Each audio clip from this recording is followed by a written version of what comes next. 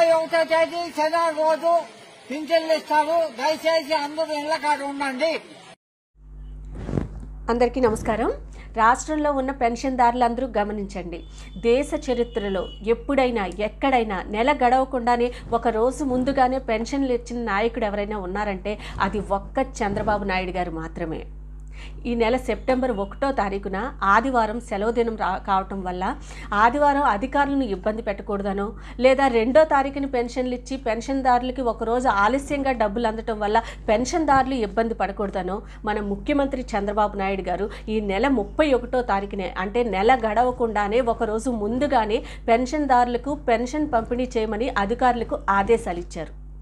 ఎప్పుడైనా ఎక్కడైనా చూసామా ఇలాంటి నాయకుడిని? నెల గడవకుండానే పెన్షన్ ఇంటికి పంపించే నాయకుడిని? అది ఒక్క చంద్రబాబు నాయుడు గారు మాత్రమే.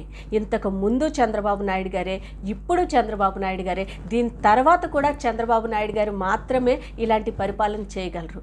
అది కూడా ఎందుకంటే ఇలాంటి ఆర్థిక సంక్షోభంలో ఉన్న మన రాష్ట్రంలో ఇంతకుముందు గత 5 ఏళ్లు పరిపాలించిన జగన్మోహన్ రెడ్డి అధికారంలోకి రాగానే పెన్షన్ని 3000 చేస్తాను, 1000 రూపాయలు పెంచుతానని మాటిచ్చి 1000 రూపాయలు పెంచడానికి జగన్ రెడ్డికి 5 సంవత్సరాలు పట్టింది.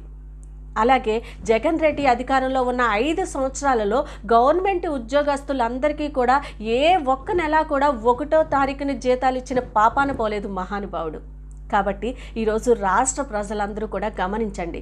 పెన్షన్దారులందరూ కూడా రేపు అనగా 31వ తారీఖునే పెన్షన్దారులందరూ కూడా పెన్షన్ తీసుకోండి. ఒకవేళ ఎవరైనా అందుబాటులో లేక తీసుకోలేకపోయినా ఎవరూ కూడా ఆందోళన చెందవద్దు.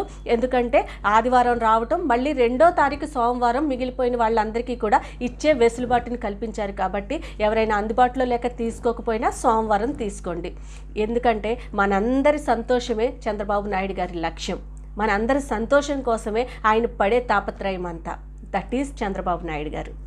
Thank you.